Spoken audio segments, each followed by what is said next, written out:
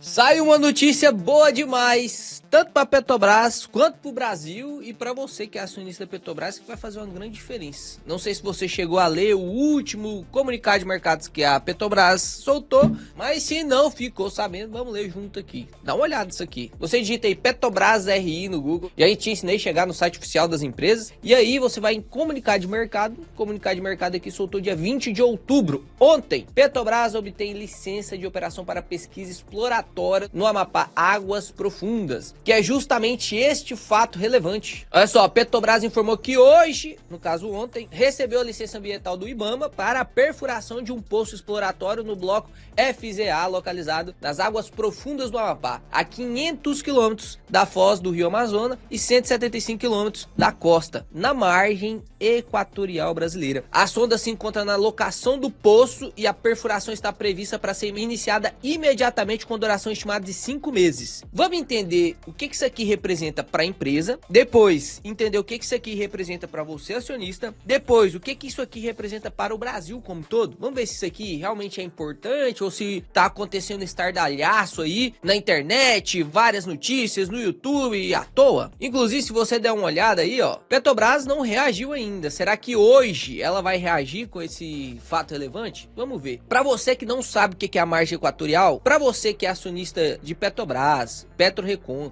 Prio, Brava, qualquer uma petrolífera, é muito importante que você fique até o final desse vídeo, que eu vou falar muito mais sobre petróleo do que sobre a própria Petrobras. E aí, como a Petrobras é uma das maiores empresas de petróleo do planeta, parece que não, mas né? A nossa Petrobrasinha aí tem destaque. O pré-sal, que é onde hoje a Petrobras escava o seu petróleo, faz sua extração de petróleo, foi a reserva de maior custo-benefício encontrado nos últimos 20 anos. É absurdo isso aqui. E agora, com a margem equatorial, a gente tende a pensar que será o mesmo. Mas vamos entender se realmente é tão bom quanto o pré-sal? Vamos entender primeiro o que é a margem equatorial para você que ainda não sabe o que é essa margem equatorial. Vamos lá. A margem equatorial, isso aqui é o próprio plano estratégico da Petrobras, tá? Eu tô no próprio site da Petrobras, você consegue até ver aqui o BRzinho aqui de Petrobras. Ó, localizada no norte do país, a margem equatorial apresenta um importante potencial petrolífero e conta com uma série de oportunidades para melhorar a vida de milhares de brasileiros. A margem fica localizada próxima entre o estado do Amapá e do Rio Grande do Norte, sendo a mais nova fronteira exploratória brasileiras em águas profundas e ultra profundas. E para explorar essa região, porque sim, né, o Brasil poderia, por exemplo, permitir com que empresas terceirizadas de outros países viessem aqui e fizessem essa extração do petróleo. A gente pode vender essa parte, né, mas com certeza é muito melhor para o Brasil, falando da nação, que uma empresa brasileira faça isso. Afinal, se uma empresa brasileira fizer isso, principalmente se for uma empresa brasileira que o governo, no caso o Estado, a federação, tem metade dela, é o sócio majoritário, grande parte do lucro que essa empresa gerar, ela vai cair na onde? No bolso de quem? Do governo. Isso vai fazer o quê? Possibilitar mais investimento em saúde, mais investimento em educação, mais investimento até em cunho social para distribuição de auxílios, tudo isso. Então é muito interessante que a gente torça para o bem da Petrobras como um todo, não só para que os acionistas sejam remunerados, mas porque o principal acionista da Petrobras é o Estado. Então não faz sentido aquele discurso de Petrobras não tem que distribuir dividendo não, Petrobras não sei o que. Na verdade tem que distribuir dividendo. Quanto mais dividendo a Petrobras distribuir, mais o governo ganha dinheiro com isso. E mais assim o governo consegue aumentar os seus gastos, seja estimulando a economia de forma direta, como ele gosta de fazer, ou seja utilizando esse dinheiro para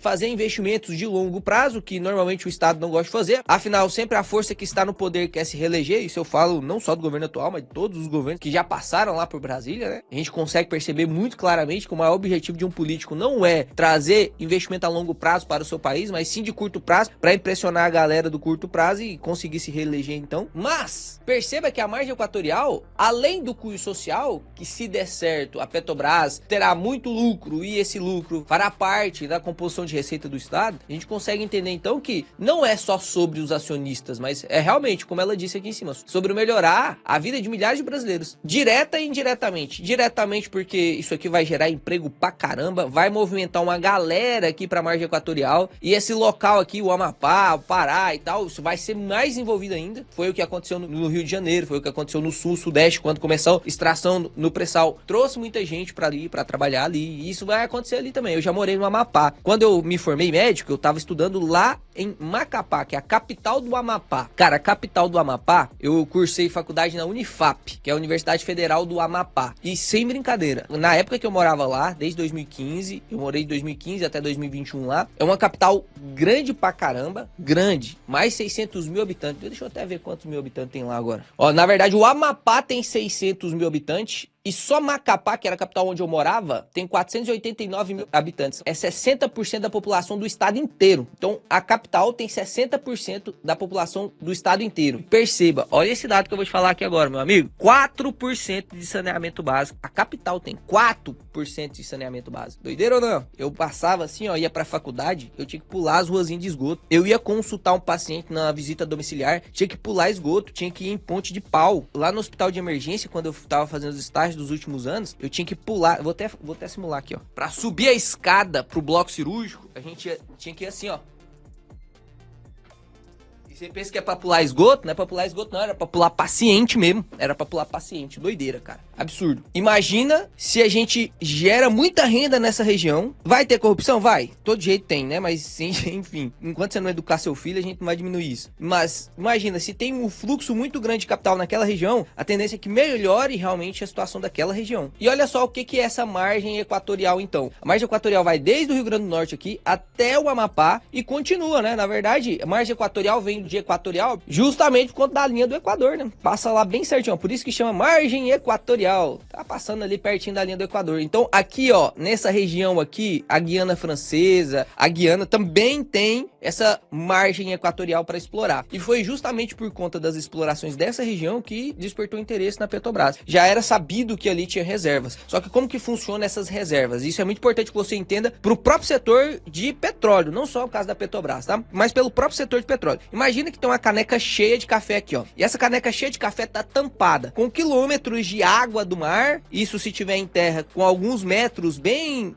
gordinhos de terra. Imagine só, essa caneca tem petróleo dentro dela, é a reserva. Imagina que a caneca está cheia. A Petrobras só sabe se essa caneca tá cheia ou não. Não tem como a gente identificar se tá cheia ou não. Mas a gente só sabe o potencial, o custo da extração. A gente só sabe o potencial da reserva depois que fura tudo. Então a Petrobras, ela tem que jogar lá a broca dela, tem que ir descendo, furando tudo. Aí quando ela fura, ela abre assim, pô, no caso aqui, imagine que fosse essa caneca. Ó a reserva, tem nada. O Léo já tomou o café todo. Ou seja, esse petróleozinho aqui vai ter um custo de extração não economicamente viável. Por quê? Pô, tem pouquinho, eu tenho que aprofundar a broca muito mais, não vou conseguir fazer uma boa extração. Agora é diferente, por exemplo, quando eu perfuro, pô, foi o que aconteceu no pré-sal. Perfuro, pô, tá lotado de petróleo. Ó, eu não precisei nem afundar muito a broca, tava bem superficial o petróleo, então ficar com custo de extração barato, tem muita reserva. O petróleo, quando ele vai sendo extraído, ele vai acabando. Então, se eu faço um investimento gigantesco para furar, se eu furo um poço que tá cheio e um poço que tá na metade, o custo para furar é o mesmo. Qual que é melhor? Qual que é mais vantajoso? É o poço que tá cheio, na verdade? Então, quanto maior for a reserva, mais economicamente viável é aquele local de extração. E aí, o pré-sal foi um sucesso por conta disso. Eram reservas superficiais, então o custo para poder fazer a perfuração era bem menor, o custo de extração era bem menor. Isso aqui eu tô sendo bem didático, tá? E óbvio que também a reserva era muito grande. Então tem hoje estimativas de que até 2035 as reservas do pré-sal caiam. Normalmente, como que você aumenta a reserva de petróleo? Você compra outra. É o problema da PetroRecôncavo, da PetroRio, da Brava. Esse é o problema dessas empresas. Ela tem que comprar outra reserva para poder conseguir aumentar as suas reservas. A reserva hoje da Petrobras, exemplo, tá? São 5 canecas, são 5 reservas cheias. Para eu aumentar isso, eu preciso comprar uma outra reserva. Então imagine, se em 2035 as reservas do pré-sal vão começar a diminuir e a extração de petróleo por dia, de barris de petróleo da Petrobras vai diminuir, é igual uma concessão de Taesa que eu expliquei para vocês. Eles têm que comprar novos poços para poder aumentar a reserva. E aí a gente entra em vários pontos de discussão. Como que ela vai fazer isso? Se isso é realmente vantajoso, será que lá em 2035 ainda vão estar usando petróleo? Porque se a gente começa a fazer um investimento agora para aumentar as reservas de petróleo da Petrobras, só que lá em 2035 não faz mais sentido usar petróleo, porque já tá tudo de carro elétrico, não sei o que, pá,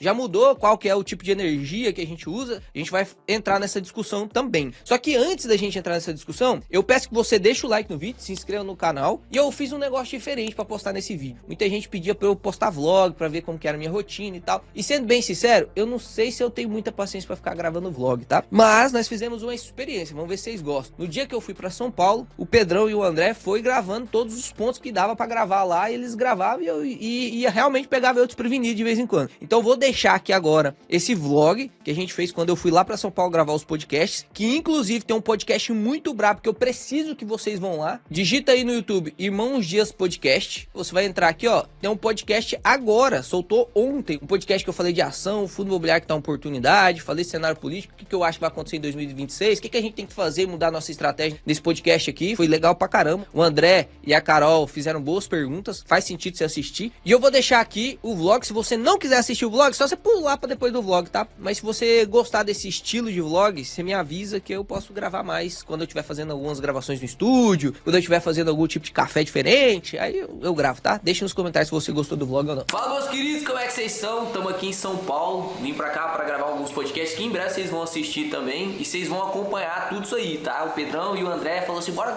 gravar aí pra galera ver como é que é quando você vai gravar podcast e tal. Então, nós vamos gravar aqui como se fosse um vlogzinho e aí você vai seguir com a gente aí até a gente chegar nos podcasts e você vai ver como que funciona, beleza? Eu não posso pedir o Uber. Olha só, galera, por que eu não posso pedir o Uber? Eu vou entrar aqui pra vocês verem. Eu não sei por qual motivo, mas o Uber não deixou mais eu pedir Uber. Me desqualificou. Eu não tenho mais conta no Uber. Então aqui quando eu vou pedir Uber, olha aqui, ó. Ingrid Mota. Daí vai eu, Pedro e André. Como que eu peço Uber? Só tem macho e o nome é Ingrid Mota. O Pedrão vai pedir aí pra nós já estamos indo já.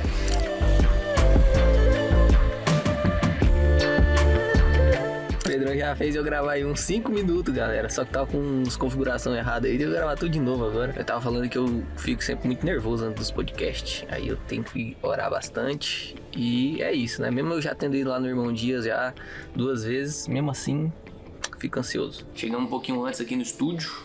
Da última vez eu passei uma vergonha danada quando eu fui no podcast do Gêmeos. Quem tá me acompanhando mais tempo aí sabe, eu cheguei 1 hora atrasado no negócio ao vivo. Aí agora eu tô esperto aqui em São Paulo, lá onde eu moro, 3 minutos você atravessa a cidade, né, meu amigo? Agora eu tô vindo sempre 1 hora, 2 horas antes. Bem-vindos a mais um episódio do Irmãos Dias Podcast.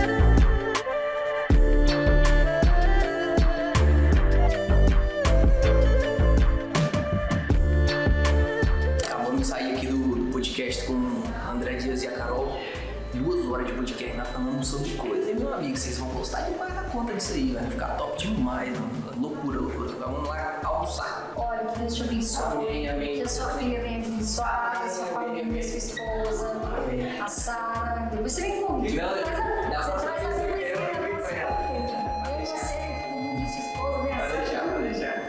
Galerinha, isso aqui é absurdo, cara. Tô ali comendo e tal, e aí o Pedrão me perguntou assim, bora conhecer a Ironberg e tal, top, não sei o que, e eu, bora. Olha isso aqui que eu vou te mostrar. Tá a 5 quilômetros de distância daqui onde eu tô, cara. 5 km eu faço em 37 minutos pra chegar lá. Em 37 minutos dá pra ir a pé, cara. É mais rápido você ir a pé nos lugares aqui em São Paulo do que você pegar. Aí eu tava pensando, compensa mesmo morar numa cidade dessa aqui? Será que compensa mesmo? Eu faço a comparação com a cidade do interior, eu sei que são mundos diferentes, né? Mas lá tem oportunidade de emprego pra caramba também, que tem muita vaga sobrando. Mas lá, a gente em 2, 3 minutos, a gente tá em tudo quanto é lugar. Aqui, por exemplo, a gente tem um compromisso às 6 horas, né? E aí a gente tem que escolher se a gente almoça, se a gente vai na academia ou se a gente vai no compromisso. Ó, se eu sair aqui agora, eu tô 3 horas da tarde, porque nós demoramos chegar aqui no lugar onde a gente ia comer. Então 3 horas da tarde, 37 minutos pra ir, 41 horas de treino, 37 minutos pra voltar. Isso porque provavelmente até o lugar onde a gente vai no compromisso vai ser mais 1 hora de trânsito. Cara, não dá.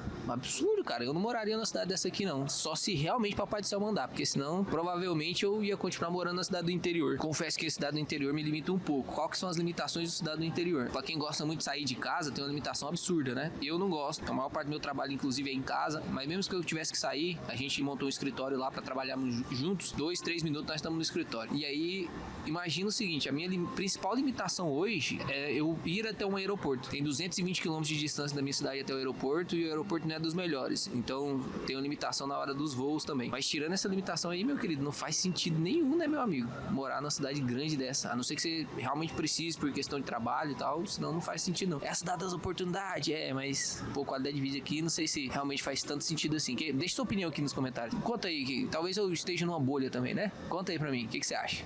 Ô André, será que eu acordo o Léo? Que ele falou que ia responder a mentoria hoje antes do restaurante. Pode acordar o Bravo?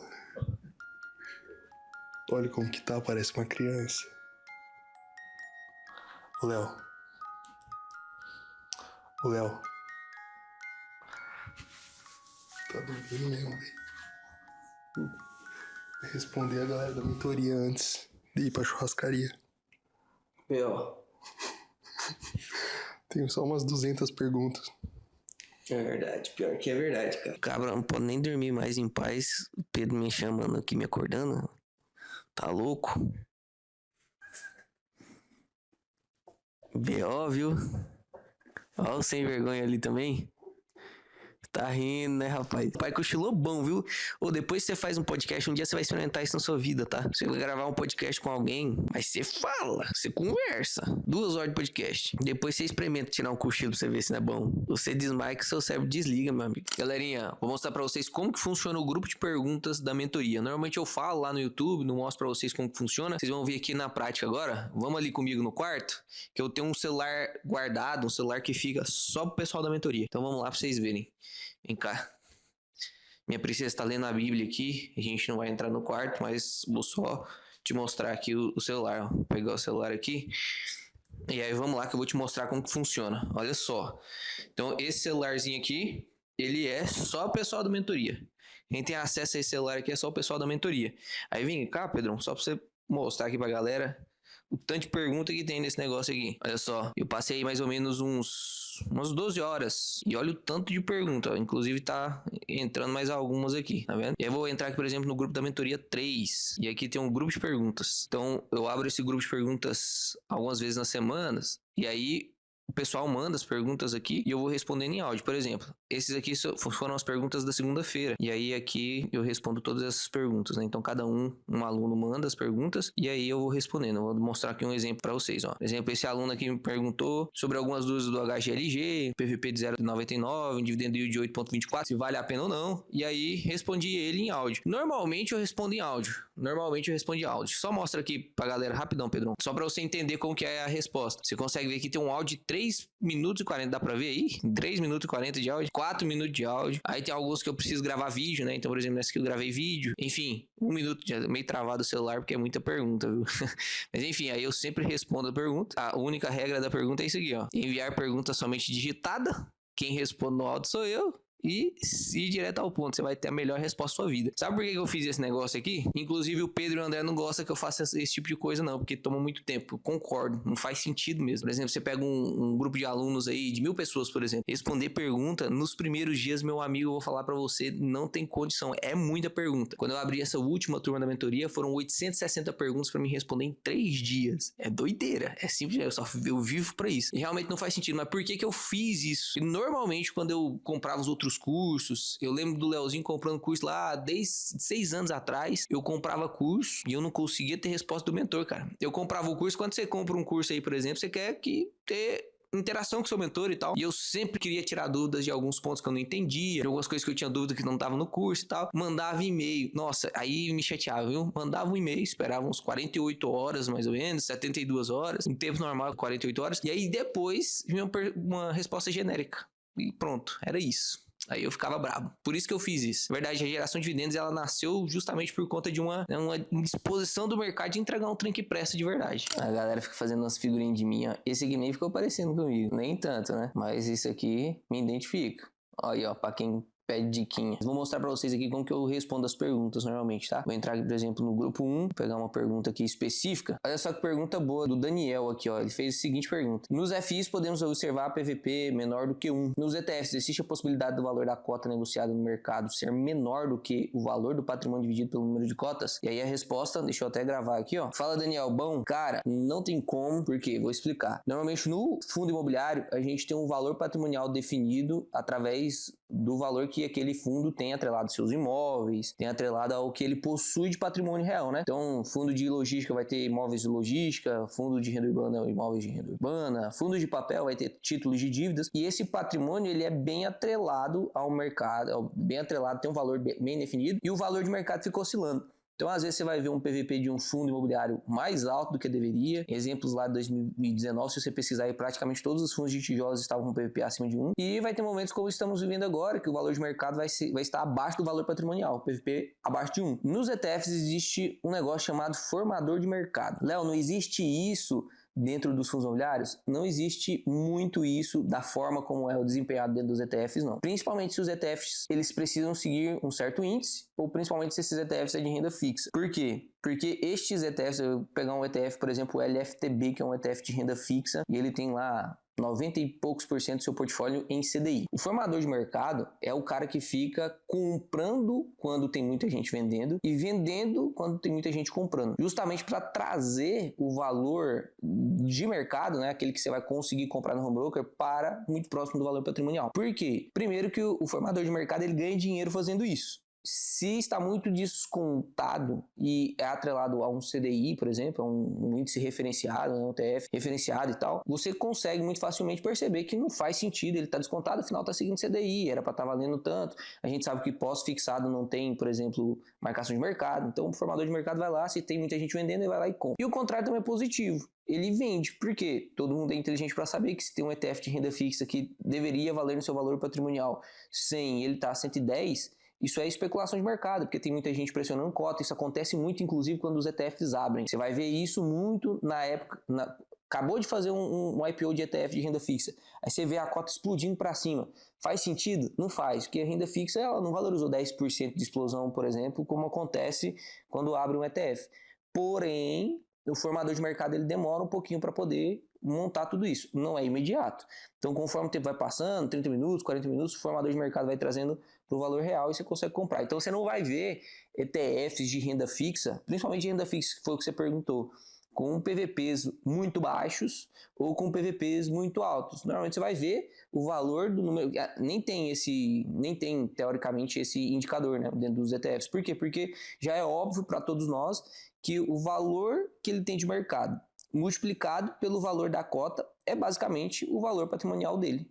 Se for menos, formador de mercado compra. Se for mais, formador de mercado vende, para tentar sempre acompanhar. Por isso que você vê, por exemplo, o IVVB11 acompanhando muito bem o índice, que é a variação da dolarização mais a variação do SP500. Se ele estiver muito acima do SP500, o formador de mercado vai lá e vai vender. Se estiver muito abaixo, o formador de mercado vai lá e vai comprar. Porque é dinheiro garantido para o formador de mercado. Ah, por que não fazem isso nos fundos imobiliários, por exemplo, que o PVP fica deslocado e tal? Porque no caso dos fundos imobiliários não está seguindo um índice, é um prédio. E aí o prédio realmente pode desvalorizar ou valorizar, renda variável, e aí o formador de mercado não quer correr esse risco, entende? Mas tem essa pequena diferença entre os fundos imobiliários e os ETFs. Principalmente ETFs que seguem índice e ETFs de renda fixa. Beleza? Então, se você quiser entrar numa mentoria desse naipe aqui, justamente para você realmente descolar para um próximo nível, realmente aprender de verdade, tirar todas as suas dúvidas e principalmente, né, a nossa mentoria também tem um PVP muito descontado. Eu não fico fazendo muito convite, não fico fazendo muita propaganda. Vocês sabem aí que eu não fico o tempo todo vendendo curso no canal, porque o canal é justamente para te ensinar o máximo possível que eu consigo te ensinar dentro de vídeos de YouTube. Dou 320% mesmo, vocês sabem o que eu dou. Então, mês que vem, a próxima turma da mentoria vai abrir. E se você já tem o interesse de entrar na turma da mentoria, não é para, tô com dúvida, não. Se você já tem o interesse de entrar, já clica aqui, um link aqui que eu vou deixar na descrição, eu vou pedir pro Andrezão fazer aí um link da pré-inscrição para você entrar na mentoria. Isso aqui é só um dos benefícios que você tem na mentoria, que é ter sua pergunta respondida em áudio. Se precisasse gravar vídeo aqui, eu gravava. Se o que precisasse, eu faria para o Daniel conseguir entender o porquê que o PVP no fundo imobiliário desconto e no ETF não. Principalmente ETF de renda fixa foi o que ele falou. Mas lá dentro da mentoria você também tem um conteúdo mais completo que existe no mercado. E eu falo isso porque realmente já comprei praticamente todos os cursos. Tem mais de 420 aulas gravadas e pasme, você não vai precisar renovar daqui a um ano. É vitalício pra você, pô. Vitalício. Já viu aquelas palhaçadas que você compra o curso? Não, mas daqui a um ano, se você não terminar, você vai precisar de novo comprar o curso. Não, aqui é vitalício. Além disso, tem aulas ao vivo durante o ano inteiro. Você vai um ano de live, você vai enjoar do meu rosto. Depois elas ficarão gravadas para você de maneira vitalícia também. Então não vai ter aquele problema, ai, que eu não tenho tempo. Não, vitalícia, pode levar o tempo que você quiser. Além deste grupo aqui, a gente tem um outro grupo, que é o grupo com os outros investidores, pra você discutir, para fazer análise junto. Então, assim, é absurdo. A mentoria é de outro nível, ninguém consegue fazer uma mentoria desse jeito, porque ninguém está disposto a gastar tanto tempo com a turma de alunos quanto eu estou disposto. Não sei quanto tempo eu vou ficar disposto dessa forma, porque realmente não faz sentido lógico e racional, mas você tem a oportunidade aí de entrar na próxima turma, é a última turma antes da Sarinha nascer, hein? Depois da Sarinha nascer, eu não sei se vou ter todo esse tempo aí, então fique esperto. Tamo junto e bora agora, às 16 horas, agora já é 17h43, cara. Nós precisamos ir encontrar agora com o pessoal que vai pagar um churrasco pra nós, meu amigo. Graças a Deus, ó, durante esse período todo, tô cansado pra caramba, fui olhar no relógio, olha as horas. 20 horas e 38 minutos. Cedinho. Pai vai dormir, acordar amanhã. Amanhã tem mais 2 podcasts. Espero vocês, inclusive, aí, assistindo esse podcast, comentando lá e amassando o like. Tamo junto? Mostrar que a nossa comunidade é forte. Mas voltando para a margem equatorial, normalmente para começar um ramp-up de extração de petróleo de um poço, principalmente de águas profundas e ultra profundas, varia entre 3, 5, 7 anos. Então perceba, ela vai começar agora, recebeu a licença, já tá começando imediatamente, como foi dito aqui no fato relevante, né? Começando imediatamente, ó, previsto para ser iniciada a perfuração, iniciada imediatamente, ela vai demorar de 3 a 7 anos para que torne realmente a extração de petróleo vantajosa nessa região, que é justamente quando o pré-sal começa a reduzir as suas reservas. Então foi muito bom para Petrobras, cara. Isso aqui foi muito bom para Petrobras. Eu imaginava, inclusive, que a Petrobras ia dar um pulo aí de cotação, mas tudo que é pro longo prazo a galera não gosta, né? É sempre pro curto prazo. Soltar uma notícia pro curto prazo, dividendo extraordinário de Petrobras, aí começa a subir a cotação. No próprio pipeline aqui do projeto da margem equatorial, ela planeja investir 3,2 bi na margem sul e sudeste, que é onde tá o pré-sal, tá? E aí aqui na margem equatorial 3 bi, vai furar 15 poços. Olha só, o nosso plano estratégico de 2050 e o plano de negócio de 2025-2029 prevê um investimento de 3 bi nessa região nos próximos 5 anos e perfuração de 15 poços. Isso nos permitirá contribuir com o atendimento à demanda crescente de energia por parte de uma produção realizada com investimentos tecnológicos que garante uma segurança operacional. E por que, Léo, que você tá tão animado com essa notícia?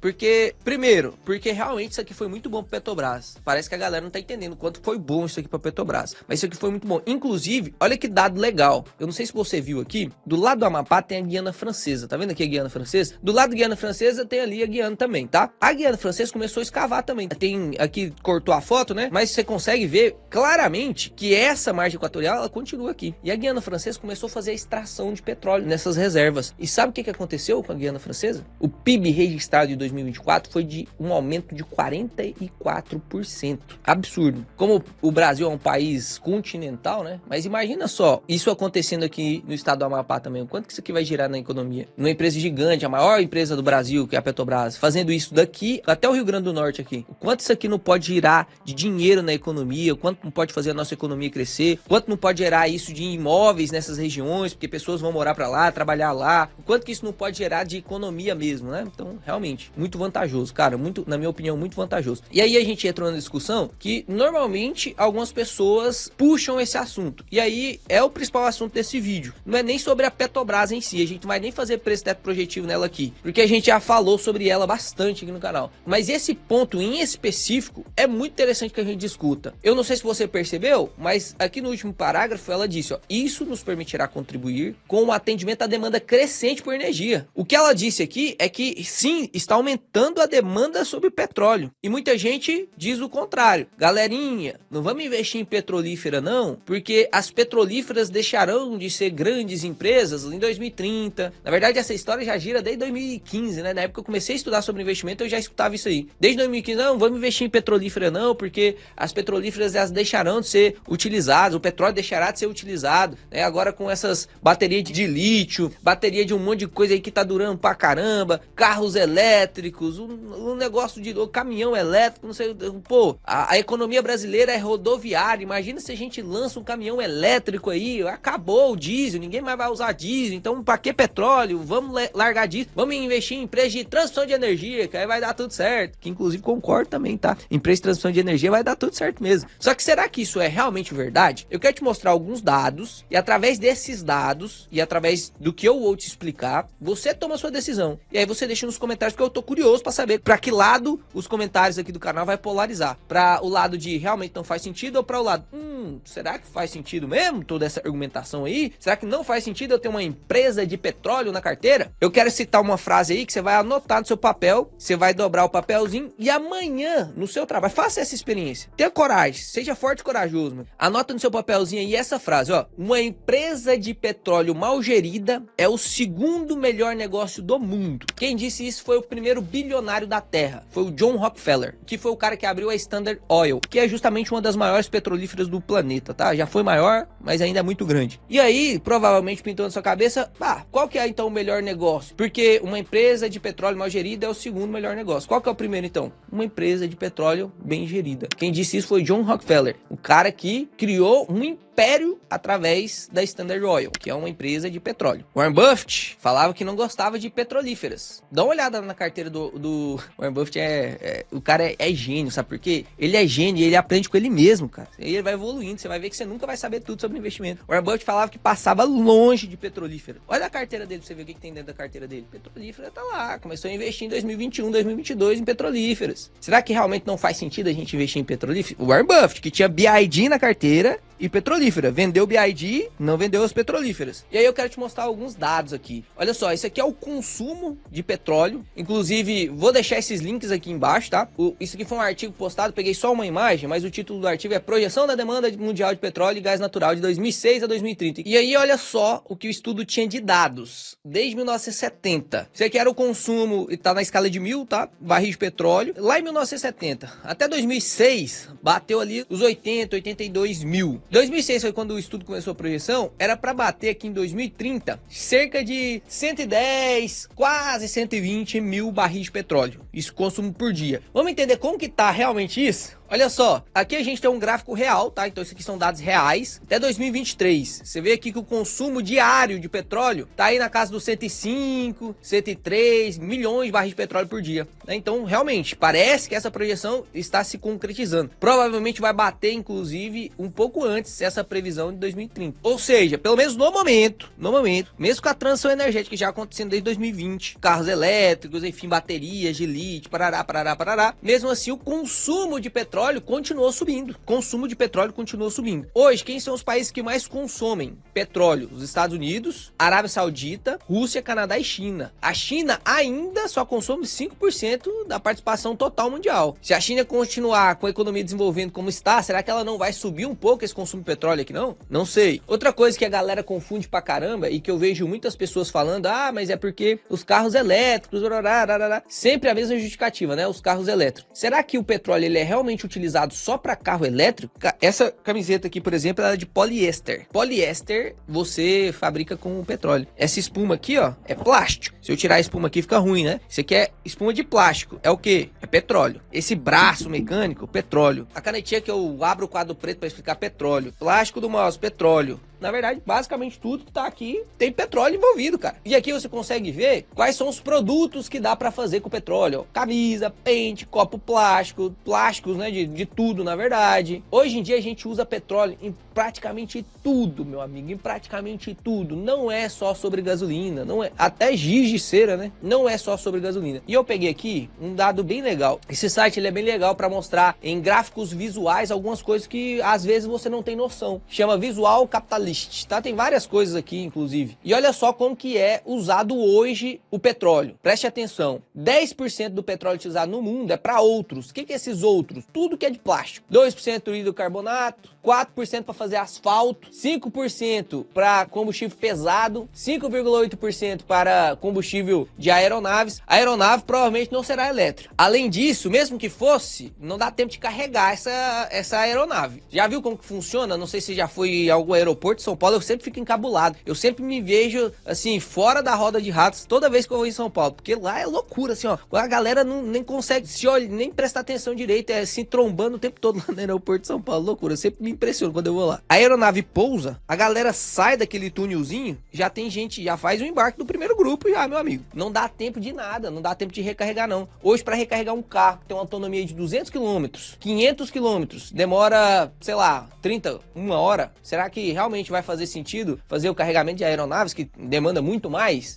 Pode evoluir, não, pode evoluir, mas aparentemente, mesmo pelo tempo de intervalo de um voo para o outro, teria que ser uma bateria que carregue em 10 minutos, 30 minutos, e tem que ser uma carga assim absurda, né? A mesma coisa pro diesel. Hoje 27% do petróleo mundial é usado pelo diesel. Será que realmente a gente vai conseguir usar caminhões elétricos? Você sempre tem que levar em consideração o tempo para recarga, e se o tempo para recarga faz sentido realmente para pagar por esse custo de tempo, porque, querendo ou não, o tempo é dinheiro nesses transportes. A gente precisa fazer o transporte mais rápido possível. Inclusive, a galera usa rebite pra poder ficar acordado. Eu tava voltando da viagem que eu tava fazendo com a Ingrid agora no dia 19, anteontem, que é aniversário do nosso casório, e eu li assim na traseira de um caminhão: sono mata mais do que rebite. E aí eu nunca concordei tanto com o cara. Eu sempre fui contra o rebite, mas nunca concordei tanto com o caboclo. O sono realmente mata mais do que o rebite. Os caras viram à noite pra poder não deixar o caminhão parado. Os caras tomam rebite pra poder não deixar o caminhão parado. Será que realmente faz sentido parar pra poder fazer carga de caminhão? E lembra, quanto mais peso você tem que levar, uma aeronave, um caminhão, isso é combustível pra movimentar pesos, toneladas. Não é combustível pra movimentar um carro com 2, 3, 5 pessoas dentro. Você entende a diferença? Será que realmente isso aqui vai ser substituído? E mesmo que seja substituído, né? Pensa que vai ser substituído, tá? Pensa que vai ser substituído pra gente levar em consideração as próximas ponderações. E aí sim, gasolina hoje é utilizado, 42% do petróleo do mundo é pra gasolina. E aqui que o pessoal fala: pô, mas aí com a transição energética aí, com os carros elétricos, não vai mais usar a gasolina e tal. E aí agora vamos fazer a suposição de que sim, vai ser substituído, não vamos mais usar gasolina nem diesel. Supondo aqui que 60% da produção de petróleo não vai ser mais utilizado, 70% da produção de petróleo não vai ser mais utilizado. Esses 30% aqui, você acha que eles vão aumentar ou diminuir na concepção do planeta que a gente tá vendo progredir? Você acha que vai ter mais gente andando de carro, mais gente andando de avião no futuro? Se isso cada vez ficar mais barato? Com a globalização, como a gente já vê hoje, o quanto de combustível que é utilizado para transportar, fazer transporte marítimo e tal, enfim, você acha que isso vai aumentar ou diminuir? Você acha que o uso de tintas, o uso de todo tipo de plástico, né? Não tem nem como citar todos aqui, para que